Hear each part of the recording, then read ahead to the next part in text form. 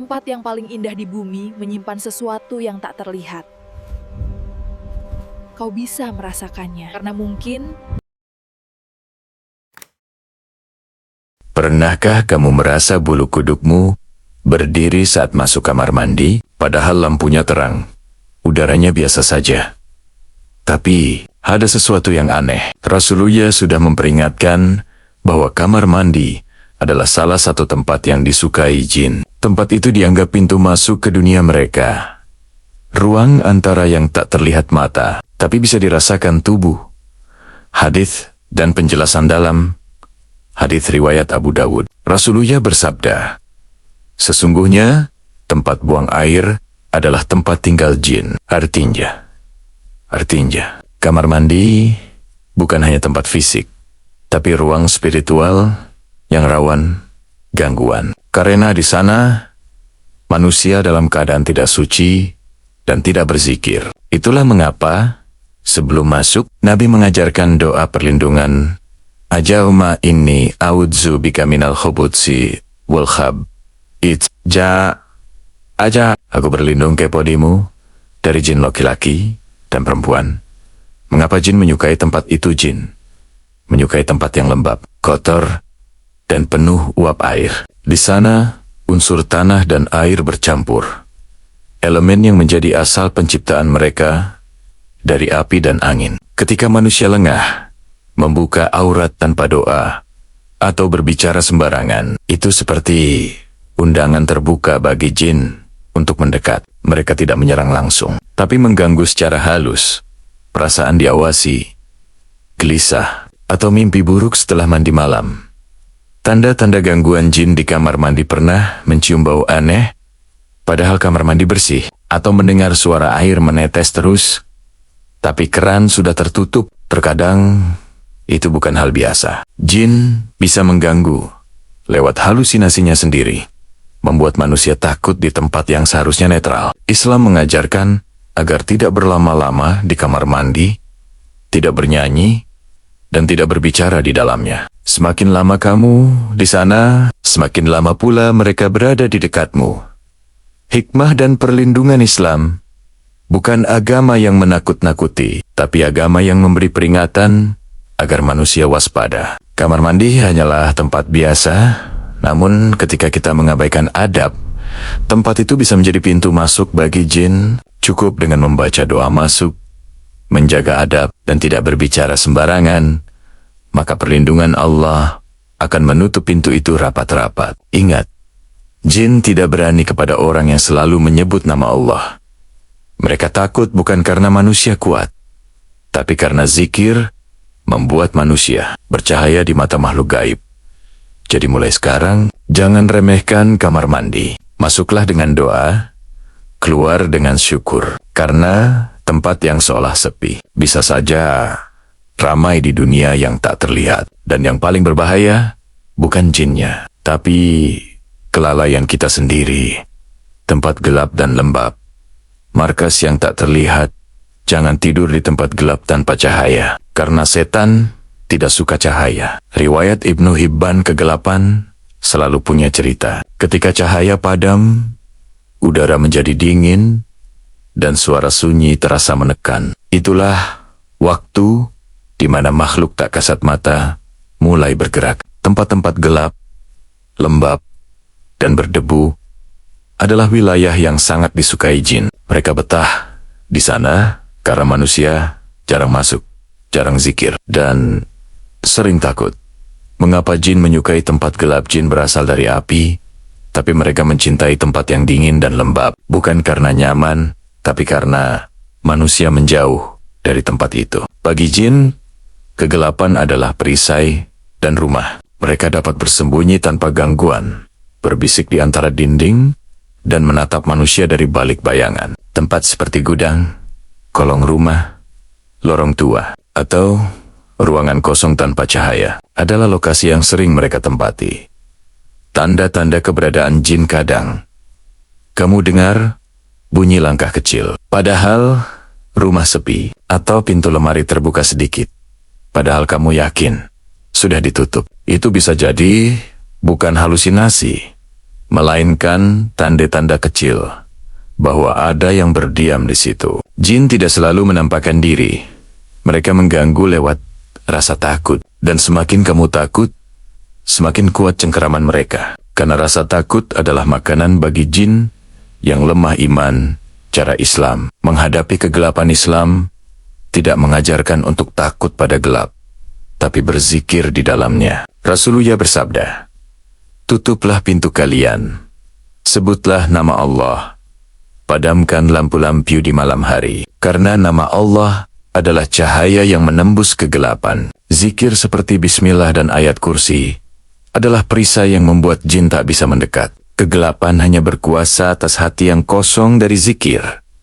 Makna spiritual dari tempat gelap. Setiap tempat gelap menyimpan pelajaran bahwa cahaya bukan sekadar lampu, tapi huga iman. Ketika seseorang mengisi rumahnya dengan doa dan tilawah, maka dinding-dindingnya bercahaya bagi malaikat, dan gelap gulita bagi jin. Tapi jika rumah dibiarkan tanpa zikir, ia akan menjadi tempat persinggahan makhluk halus yang haus akan kelalaian manusia. Jadi, bukan kegelapannya yang berbahaya, tapi jiwa yang membiarkan dirinya padam.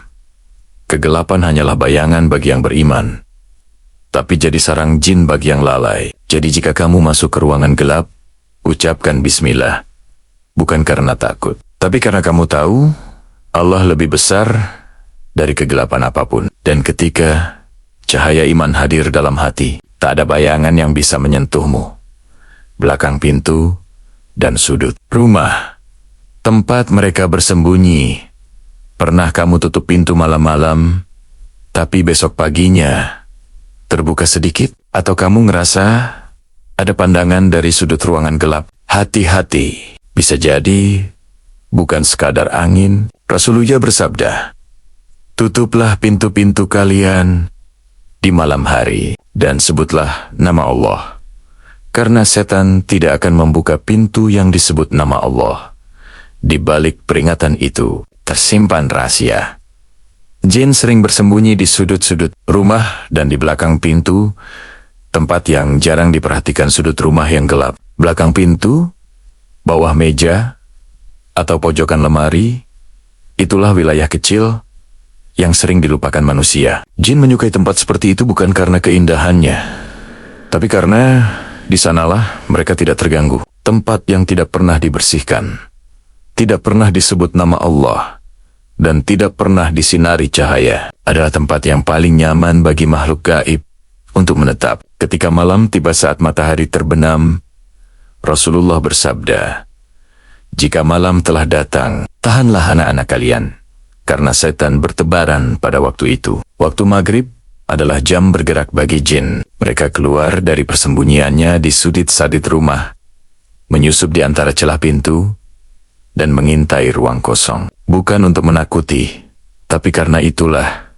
waktu mereka hidup. Manusia yang tak berzikir di waktu itu akan mudah terganggu dengan rasa gelisah, atau rumah yang terasa berat suasananya.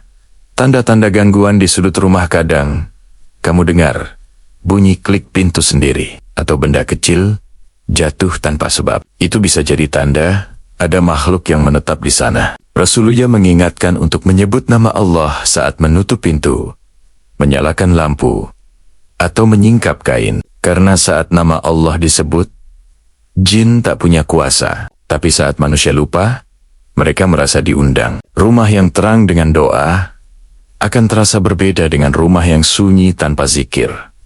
Adab menjaga rumah dari gangguan. Jin Islam memberi solusi yang sederhana tapi kuat: zikir dan kebersihan. Bersihkan sudut-sadit rumah, baca bismillah saat menutup pintu, dan perdengarkan ayat Al-Quran setiap hari. Rumah yang diisi dengan bacaan surah Al-Baqarah akan membuat jin lari terbirit-birit. Karena bagi mereka, rumah yang terang dengan ayat Allah terlihat seperti lautan api yang tak bisa didekati.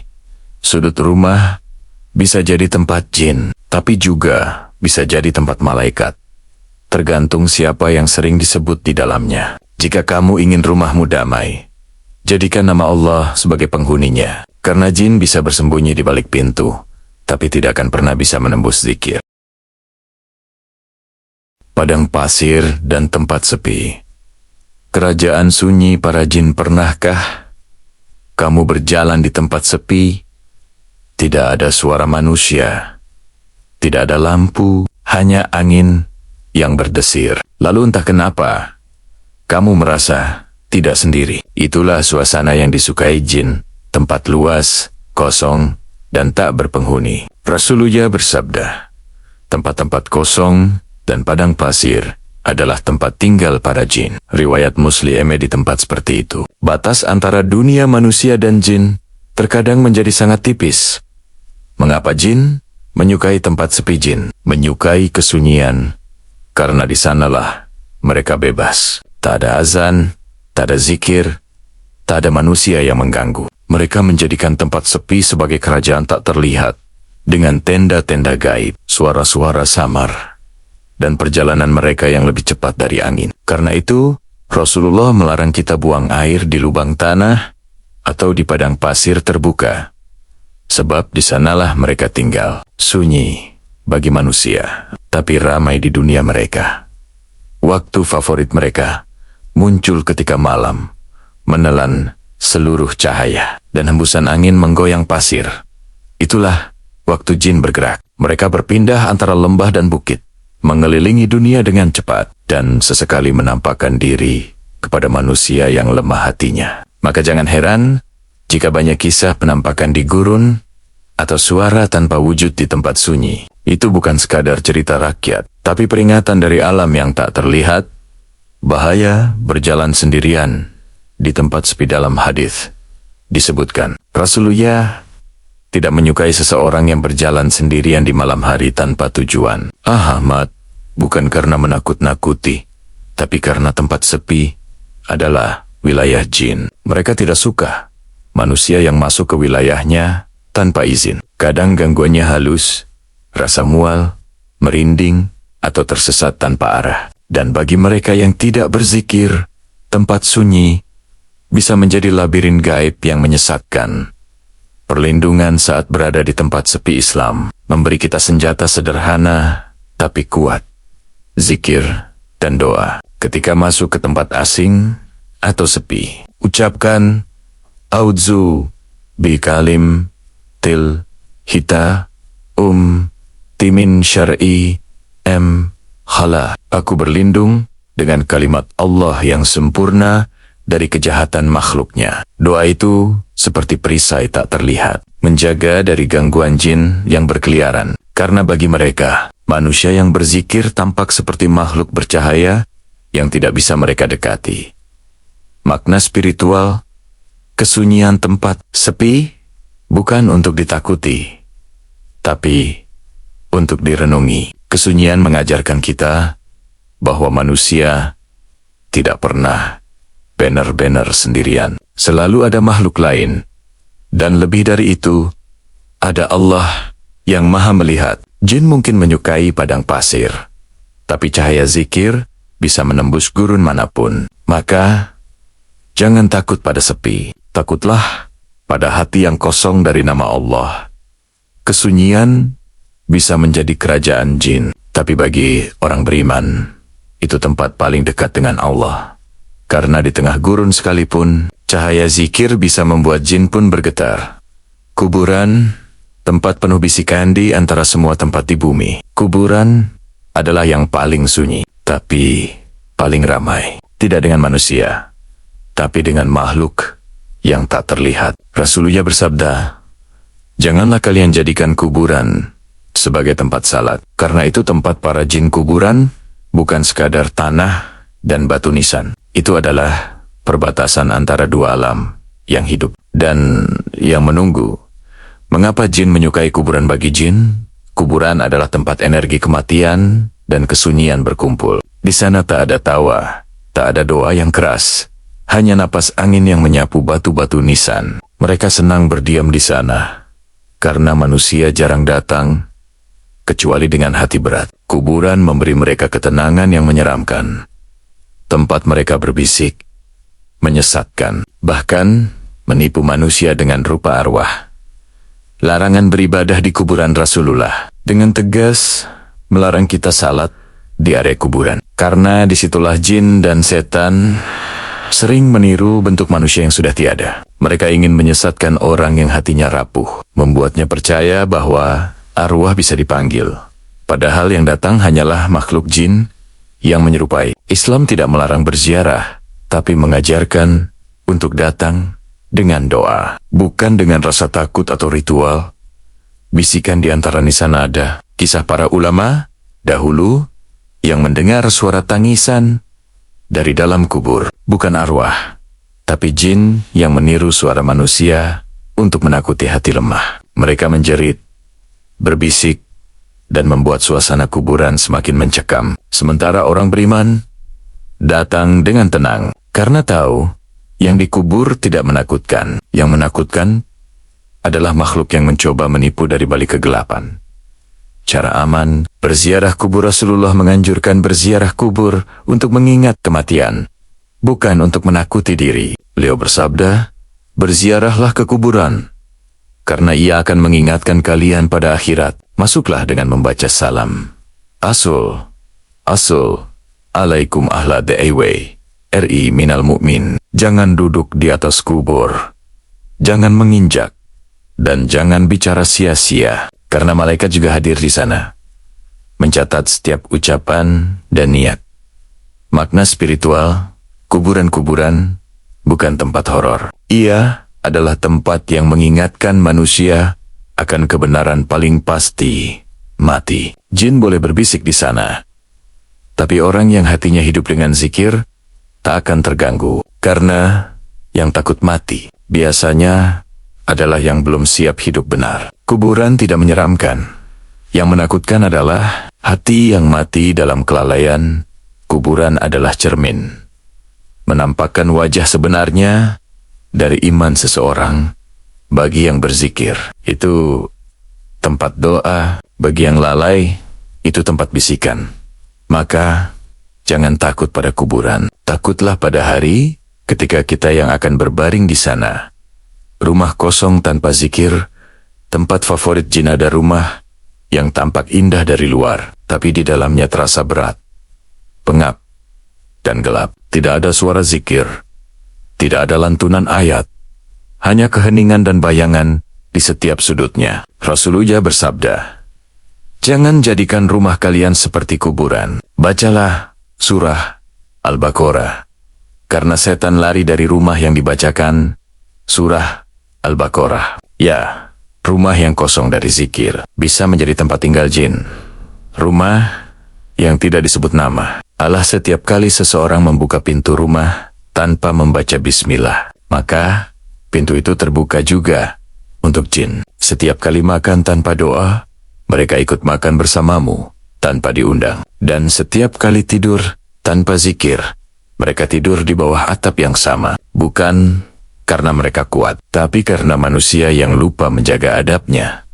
Tanda rumah dihuni jin. Terkadang kita merasa rumah sepi, tapi selalu gelisah. Lampu sering berkedip tanpa sebab, suara langkah terdengar, padahal sendirian, dan hawa dingin muncul dari arah yang tidak jelas. Itu bukan mistik belaka. Kadang, itu tanda rumah sedang dihuni makhluk tak kasat mata. Jin menyukai rumah yang kosong dari doa, karena bagi mereka, tempat itu terasa seperti gua di tengah gurun. Menghidupkan rumah dengan zikir. Rasulullah mengajarkan agar setiap rumah dihidupkan dengan Al-Quran. Bacaan surah Al-Baqarah membuat setan lari terbirit-birit, karena ayat-ayatnya membakar mereka seperti api yang tak padam. Rumah yang diisi dengan bacaan Al-Quran akan bercahaya bagi malaikat dan memedihkan bagi jin. Zikir bukan sekadar ritual, tapi getaran cahaya yang jin tidak sanggup menahan. Amalan penjaga rumah Rasulullah mencontohkan 3 pelindung utama rumah dari jin. Membaca bismillah saat masuk dan keluar, membaca surah Al-Baqarah dan ayat kursi secara rutin, menjaga adab malam, menutup pintu dan wadah sambil menyebut nama Allah. Jika 3 hal ini dijaga, rumahmu akan menjadi benteng cahaya, dan jin akan menjauh seperti debu tertiup angin. Makna spiritual Rumah-rumah bukan sekadar tempat tinggal, tapi cermin jiwa penghuninya. Kalau hati dipenuhi zikir, maka rumahmu pun akan dipenuhi malaikat. Tapi kalau hatimu kosong, rumahmu akan menarik makhluk yang sama kosongnya. Zikir bukan hanya melindungi dinding, tapi juga menjaga kedamaian di dalam jiwa. Rumah tanpa zikir ibarat tubuh tanpa ruh. Ia berdiri, tapi kosong. Hidupkan rumahmu dengan ayat, panaskan dengan doa, dan biarkan cahaya Allah membakar setiap bayangan yang berani masuk. Tempat air menggenang. Wilayah yang disukai jin air adalah sumber kehidupan bagi manusia, tapi juga tempat bersemayam bagi sebagian jin. Rasulullah memperingatkan agar kita tidak buang air di lubang tanah atau genangan air, karena bisa jadi itu tempat tinggal makhluk halus. Air yang tenang tampak damai, namun di kedalamannya kadang tersimpan penghuni yang tak terlihat. Dari sumur tua, kolam gelap, hingga rawa-rawa sepi, itulah wilayah favorit mereka.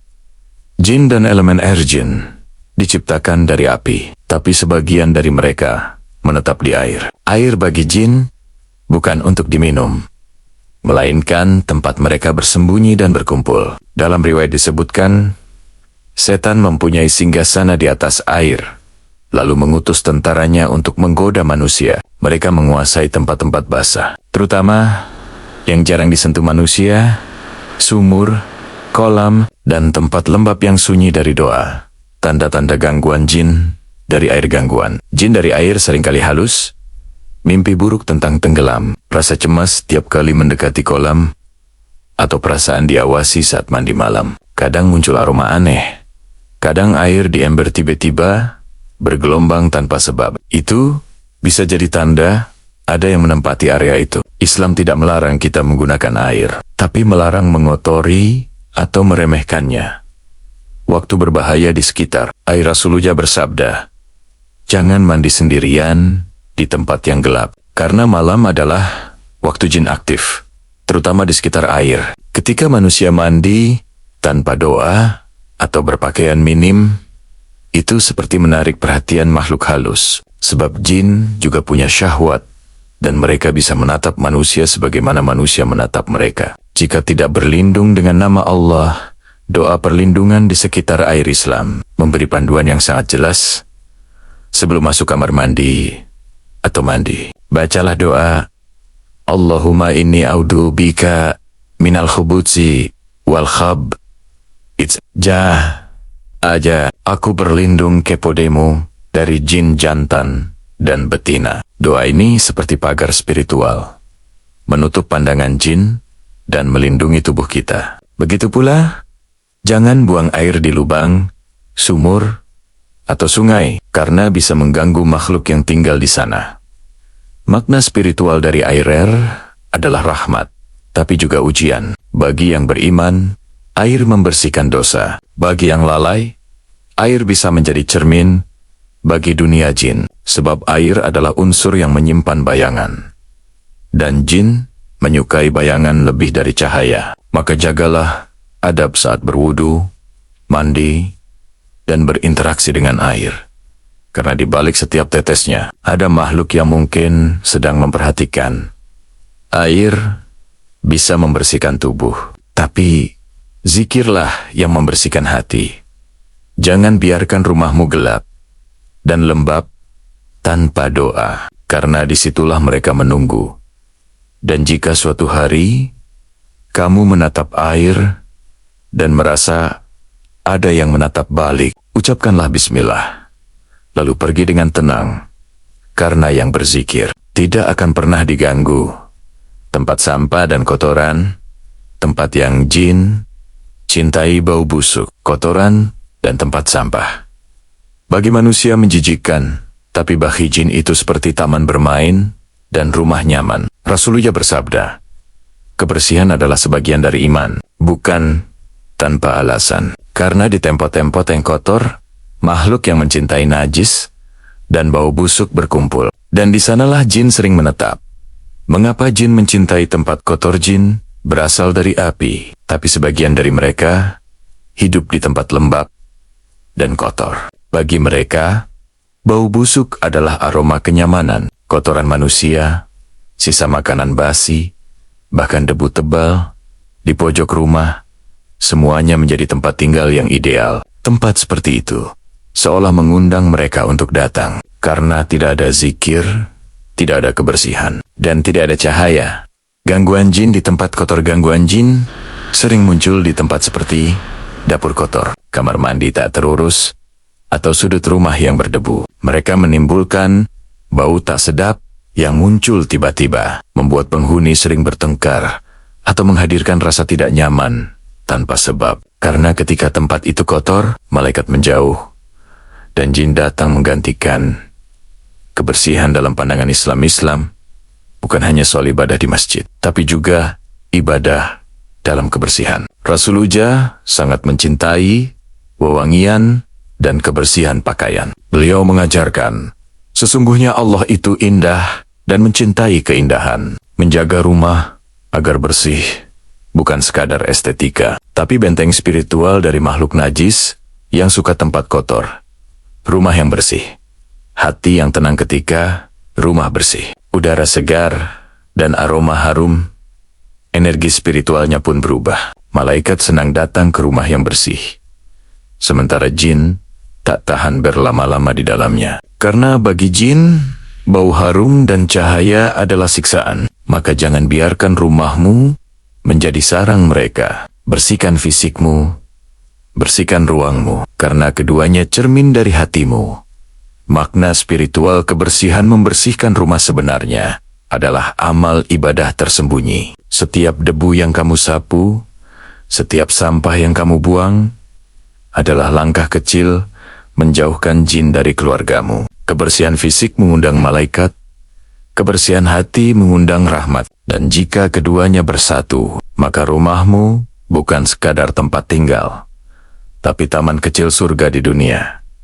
Jin mencintai bau busuk, tapi malaikat mencintai aroma keimanan. Pilihan ada padamu. Apakah rumahmu jadi sarang najis atau tempat turun rahmat? Karena kotoran terbesar bukan pada tanah dan debu, tapi pada jiwa yang malas menjaga kebersihan. Pohon besar dan batu besar, tempat persemayaman jin tua. Pohon besar yang berdiri sendiri di tengah tanah lapang, atau batu besar yang tidak bisa digerakkan manusia, kadang menyimpan sesuatu yang lebih tua dari kita. Bukan roh, bukan arwah, tapi makhluk yang sudah tinggal di sana selama ratusan tahun. Rasulullah bersabda, sesungguhnya di lembah-lembah dan di antara pepohonan ada jin yang tinggal di sana. Tempat yang alami tapi sunyi, sering menjadi persemayaman para jin tua. Mengapa mereka memilih pohon besar dan batu? Jin lebih dulu mendiami bumi sebelum manusia. Ketika manusia datang dengan kapak, api dan bangunan, mereka mundur, mencari tempat yang jarang dijamah. Pohon besar dan batu besar menjadi benteng terakhir mereka. Tempat yang sepi, rindang, dan penuh kelembapan. Mereka suka bersembunyi di bawah akar, di sela batu, dan di lubang-lubang yang kita anggap kosong. Padahal, bagi mereka, itu rumah. Adab di alam terbuka Rasulullah menggaharkan, jika seseorang hendak buang air di tempat terbuka, maka jauhilah lubang dan tempat teduh. Karena disitulah jin sering berdiam. Itu sebabnya orang tua dulu selalu berkata, kalau mau kencing di bawah pohon besar, ucapkan permisi. Mereka mungkin tidak tahu haditsnya, tapi mengamalkan hikmahnya. Sebab, jin bisa tersinggung, dan balasannya tak selalu ringan. Kisah-kisah gangguan dari tempat ini banyak. Kisah terdengar dari generasi ke generasi. Orang tersesat di hutan, padahal sudah kenal jalannya. Suara panggilan yang menyerupai orang terdekat, atau bayangan yang bergerak di balik batang pohon. Para ulama menjelaskan, itu bisa jadi jin yang menampakkan diri. Karena manusia melintas tanpa menyebut nama Allah. Makhluk itu tidak suka diusik, apalagi jika tempatnya dijadikan bahan permainan. Doa dan perlindungan di alam terbuka ketika kamu masuk ke hutan, ke gunung, atau ke tempat sunyi. Rasulullah mengajarkan Doa. Audzubikalim, til, hite, timin, sariem, kholak. Aku berlindung kepada Allah dengan kalimat nia yang sempurna dari kejahatan makhluknya. Doa ini menutup penglihatan jin terhadap manusia. Dengan nama Allah, mereka tidak bisa mendekat, karena zikir adalah cahaya yang membutakan pandangan mereka. Makna spiritual pohon dan batu. Pohon dan batu adalah ciptaan Allah yang tunduk padanya. Mereka berzikir, meski kita tak mendengarnya. Jin hanya menumpang, mereka bukan pemiliknya. Maka jangan takut pada alam. Takutlah hanya pada yang menciptakan alam. Kalau kamu melihat pohon besar atau batu aneh, jangan panik. Tapi sebutlah nama Allah. Karena kalimat itu membuat segala makhluk tunduk. Pohon besar dan batu besar bukan untuk ditakuti, tapi untuk diingatkan bahwa dunia ini luas. Dan kita bukan satu-satunya penghuninya. Jin mungkin bersemayam di sana, tapi mereka pun tunduk pada kalimat bismillah. Jadi kalau kamu melintas di bawah pohon tua yang sunyi, ucapkan pelan dengan nama Allah dan teruskan langkahmu dengan tenang. Tulang dan sisa makanan. Jamuan para jin bagi manusia. Sisa makanan adalah sampah, tapi bagi jin itu makanan mewah. Rasulullah bersabda, janganlah kalian istinja dengan tulang dan kotoran, karena itu adalah makanan saudara kalian dari bangsa jin. Hadits ini membuka rahasia besar. Ada dunia lain yang makan dari sisa dunia kita. Mengapa jin makan sisa manusia? Ketika Rasulullah bertemu jin Nasibin saat berdakwah, para jin itu meminta bagian rezeki mereka. Maka Nabi bersabda, bagi kalian tulang yang disebut nama Allah saat menyembelihnya, dan setiap tulang itu akan penuh dengan daging untuk kalian. Hajar. Muslim. Jadi ketika seorang muslim makan sambil menyebut bismillah, tulang sisa makanannya menjadi makanan jin beriman. Tapi jika makan tanpa doa, yang datang bukan jin beriman, tapi jin kafir. Jin dan aroma makanan jin tidak makan seperti manusia, tapi mereka merasakan aroma energi dari makanan itu. Makanan yang halal dan disebut nama Allah, aromanya wangi dan murni bagi mereka. Tapi makanan haram, basi, atau yang dipersembahkan tanpa doa, aromanya busuk dan mengundang jin jahat. Karena itulah Rasulullah mengajarkan adab makan, menyebut nama Allah di awal dan memujinya di akhir.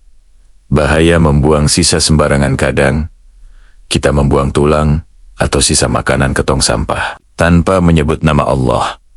Disitulah jin jahat datang, bukan untuk makan, tapi untuk menandai tempat itu sebagai wilayah mereka. Maka jangan heran bila dapur atau tempat sampah kadang terasa berat dan tidak nyaman. Bukan karena setan muncul tiba-tiba, tapi karena kita sendiri yang memberi mereka jamuan. Adab. Menjaga sisa makanan Islam. Mengajarkan adab yang halus, tapi bermakna. Jangan buang makanan sembarangan. Jangan kencing atau meludah di tempat makan. Dan jangan mencela makanan. Jika sisa masih bisa dimakan, berikan pada hewan. Jika tidak, buang sambil menyebut nama Allah. Dengan begitu, sisa itu tidak menjadi santapan jin jahat, tapi sedekah bagi jin yang beriman. Makna spiritual di balik makanan hadis tentang tulang bukan soal rasa jijik, tapi pelajaran tentang kesadaran. Setiap rezeki punya dimensi gaib yang terlihat untuk manusia dan yang tak terlihat untuk makhluk lain. Kalau kita makan dengan adab, kita memberi makan jin beriman. Kalau kita makan tanpa doa, kita justru memberi makan setan. Jadi, bukan cuma tubuhmu yang kenyang, tapi ruhmu juga sedang diuji. Jangan remehkan tulang dan sisa makanmu. Di baliknya, ada makhluk yang menunggu dengan izin Allah. Baca bismillah sebelum makan, dan alhamdulillah setelahnya, karena mungkin saja di saat itu kamu sedang berbagi rezeki dengan makhluk yang tak terlihat. Pasar dan tempat ramai.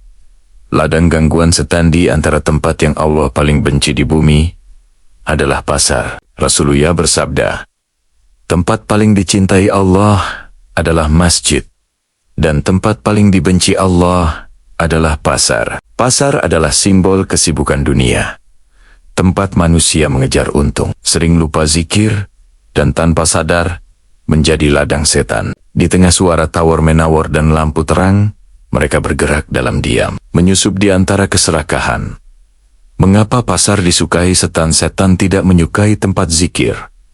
Karena itu, ia menyukai pasar. Di sana ada suara keras, sumpah palsu, tipu menipu, dan lupa diri. Bahkan ulama menyebut pasar sebagai madrasah kelalaian. Setan menghembuskan rasa tamak di antara penjual dan pembeli, menanam rasa iri dan membisikkan sedikit lagi. Begitulah mereka mengikat manusia tanpa rantai melalui nafsu. Bisikan di antara transaksi ketika manusia sibuk berhitung keuntungan. Setan sibuk menanam rasa cukup yang tak pernah cukup. Dia tidak mendorong manusia mencuri. Ia hanya membisikkan sedikit lebih. Dari sana lahir sumpah palsu, kecurangan timbangan, dan harga yang tak jujur. Pasar adalah tempat di mana iman bisa jatuh hanya karena 5 detik tanpa dizikir. Zikir di tengah keramaian, namun Islam tak melarang berdagang. Justru Rasulullah mengajarkan zikir pelindung. Barang siapa masuk pasar lalu membaca El, Il, Ha, Ilil, Huwa, Da, El, Syar, Kala, Laul Mulku, Walaul, Amduju, I, Wayum, Tu, Wahwa Albe, Kali, Sayang, Kader. Maka dicatat baginya 1.000.000 kebaikan dan dihapus 1.000.000 kesalahan. Zikir ini adalah tameng yang tak terlihat di keramaian yang penuh bisikan. Zikir itu membuat setan buta. Makna ramai dan sunyi, ramai tak selalu hidup, dan sunyi tak selalu mati. Bagi hati yang berzikir, keramaian bisa menjadi ibadah. Tapi bagi yang lalai, keramaian adalah hutan setan. Kuncinya bukan menjauhi pasar, tapi menjaga hati agar tak terseret arus. Karena pasar tak pernah banner-banner sepi, bahkan saat toko-toko tutup, bisikan itu tetap bergema. Pasar bukan tempat terlarang, tapi tempat ujian. Di sana, setan tak butuh sihir, cukup harga dan hawa nafsu. Masuklah dengan nama Allah, keluarlah dengan syukur. Karena setiap transaksi bisa jadi zikir, atau bisa jadi dosa yang tak kau sadar. Tempat maksiat, medan favorit setan dan jin. Di mana ada maksiat, disitulah setan bertepuk tangan. Di mana aurat terbuka, disitulah jin berkumpul. Tempat-tempat seperti bar, klub malam, kamar mesum, bahkan ruang pribadi yang digunakan untuk dosa, semuanya adalah pesta bagi makhluk kegelapan. Rasulullah bersabda, sesungguhnya setan berlari dalam tubuh manusia seperti aliran darah, dan di tempat maksiat mereka tak lagi berlari, mereka menari. Mengapa tempat maksiat disukai jin-jin? Diciptakan dari api, dan maksiat adalah bahan bakarnya. Ketika musik keras menggantikan azan, dan hawa nafsu menggantikan malu, mereka datang berduyun-duyun, tertawa di antara cahaya lampu dan dosa. Tempat itu menjadi kawah hitam energi negatif, karena setiap dosa melahirkan aroma busuk yang mereka sukai. Semakin banyak manusia melupakan Allah, semakin ramai dunia jin di sana.